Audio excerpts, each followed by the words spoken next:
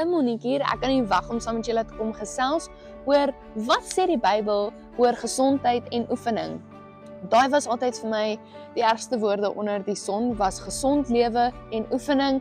Ek het altyd gedink dit was 'n straf, totdat die Here vir my gesê het, maar nooi my in hierdie dat ek dit saam met jou kan doen. So ek het sy hand gevat, ek het saam met hom gestap en dit was regtig lewensverandering en ek kan nie wag vir julle om dit ook te ervaar nie. So kom gerus, nooi almal wie jy kan, kom maak jou koppie vol en ons gaan net leer oor al hierdie amazing goed wat die Here in store het vir ons in sy woord wat ons net gaan unlock. Ons gaan kyk na wat self-care in die kingdom wêreld ook beteken, want dit help nie as ons koppies leeg is nie. So ons gaan net leer hoe om ons koppies vol te maak saam met die Here, sodat ons net kan aanhou 'n blessing wees vir ander sonder dat ons burn out. So ek kan nie wag om julle daar te sien nie.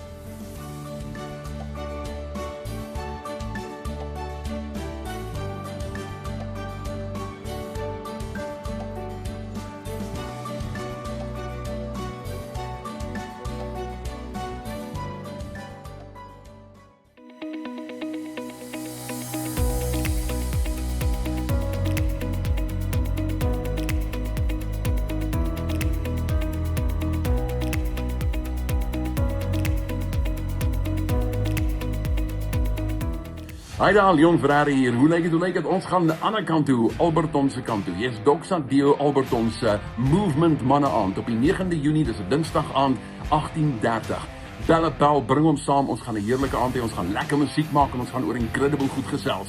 Die Doxa Deo se Movement manne aand, 9de Junie, 18:30, dis 'n Dinsdag aand. En by the way, ek bring 'n splinter nuwe kraakvars enkelsnit saam met die naam van Onaantastbaar. Kom luister om daai aand en kom sing ons sommer saam. Dinsdag aand, die 9de Junie, 18:30, Alberton, Doxa Deo, die Movement manne aand. Sien jou daar.